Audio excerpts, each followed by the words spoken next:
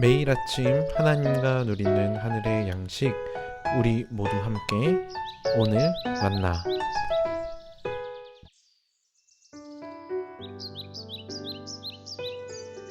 주님, 내 영혼이 주님을 기다립니다. 나의 하나님, 내가 주님께 의지하였으니 내가 부끄러움을 당하지 않게 하시고 내 원수가 나를 이기어 승전가를 부르지 못하게 해주십시오. 주님을 기다리는 사람은 수치를 당할 리 없지만 함부로 손기는 자는 수치를 당하고야 말 것입니다. 주님, 주님의 길을 나에게 보여주시고 내가 마땅히 가야 할 그 길을 가르쳐 주십시오. 주님은 내 구원의 하나님이시니 주님의 진리로 나를 지도하시고 가르쳐 주십시오.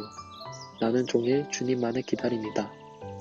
주님, 먼 옛날부터 변함없이 베푸셨던 주님의 긍휼하심과 한결같은 사랑을 기억하여 주십시오. 내가 젊은 시절에 지은 죄와 반역을 기억하지 마시고 주님의 자비로우심과 선하심으로 나를 기억하여 주십시오. 주님은 선하시고 올바르셔서 죄인들이 돌이키고 걸어가야 할 올바른 길을 가르쳐 주신다. 겸손한 사람을 공의로 인도하시며 겸비한 사람에게는 당신의 뜻을 가르쳐 주신다. 주님의 언약과 계명을 지키는 사람을 진실한 사랑으로 인도하신다. 주님, 주님의 이름을 생각하셔서라도 내가 저지른 큰 죄악을 용서하여 주십시오. 주님을 경외하는 사람이 누굽니까? 그가 선택해야 할 길을 주님께서 그에게 가르쳐 주실 것입니다. 그가 한 생애를 편안히 살 것이니 그 자손이 땅을 유업으로 받을 것이다. 주님께서는 주님을 경외하는 사람과 의논하시며 그들에게서 주님의 언약이 진실함을 확인해 주신다. 주님만이 내 발을 원수의 울무에서 건지는 분이시기에 내 눈은 언제나 주님을 바라봅니다. 주님, 나를 돌보아 주시고 나에게 은혜를 베풀어 주십시오. 나는 외롭고 괴롭습니다. 내 마음의 고통에서 벗어나게 해주시고 나를 이 아픔에서 건져 주십시오. 내 괴로움과 근심을 살펴주십시오. 내 모든 죄를 용서하여 주십시오.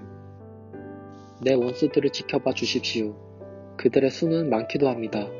그들은 불타는 증오심을 품고 나를 미워합니다. 내 생명을 지켜주십시오.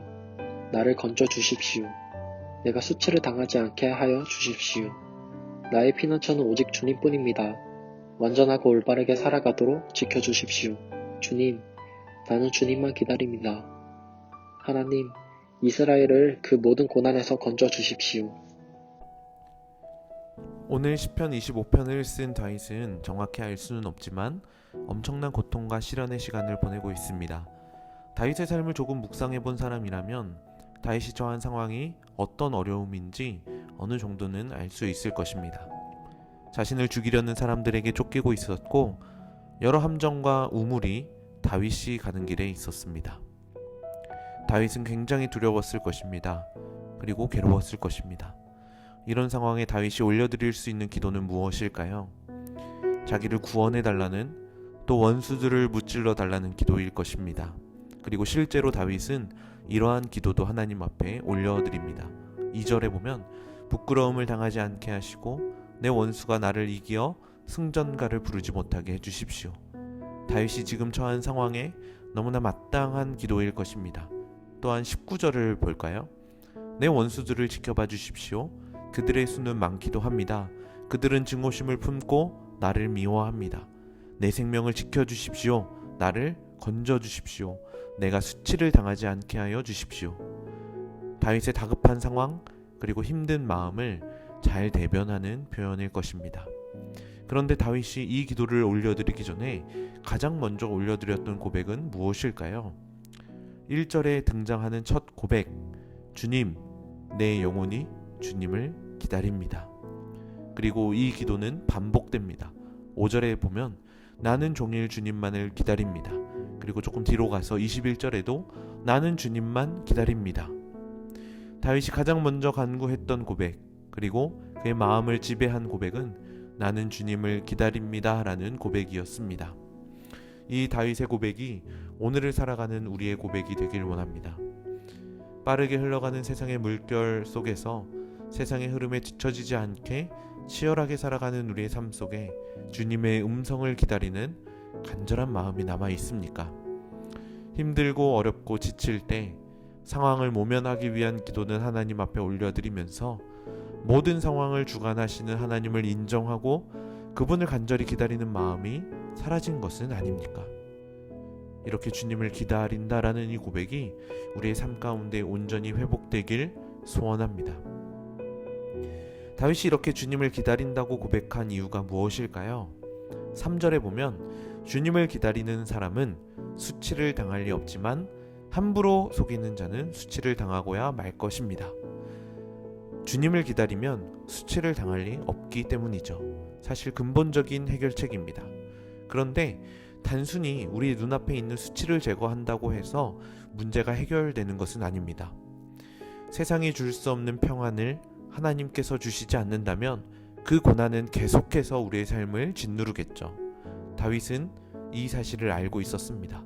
그래서 다윗은 근본 해결책, 하나님을 기다리고 있었던 것이죠.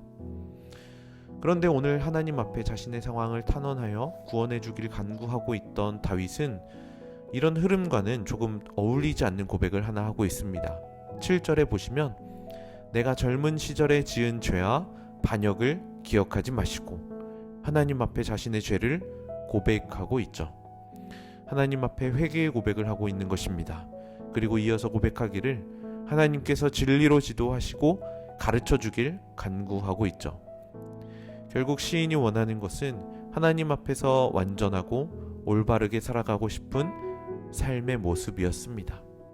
그래서 지금 단순히 하나님 앞에 고백하는 이 탄원의 기도가 자신의 한풀이가 아니라 이것이 진정한 하나님의 뜻임을 간구하고 있는 것이죠.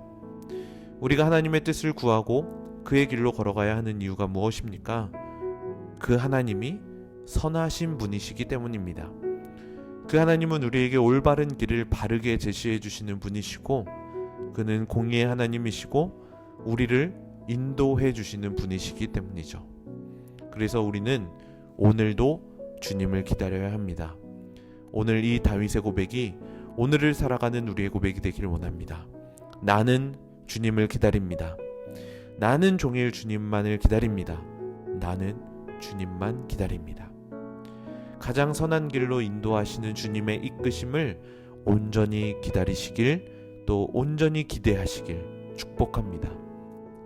그것이 참된 성도의 모습입니다. 빠르게 흘러가는 세상의 흐름 가운데 지치고 답답하고 괴로운 일들이 가득하지만 하나님 안에 있을 때 안전하고 진정한 평안이 있습니다. 그리고 그 하나님은 우리에게 가장 올바른 길을 제시해 주십니다. 오늘도 우리에게 말씀해 주시는 하나님의 음성에 귀 기울이시고 그 주님의 길에 동참하여 오늘도 승리의 삶을 살아가시는 우리 모두 함께 청년들 되시길 주님의 이름으로 축복합니다.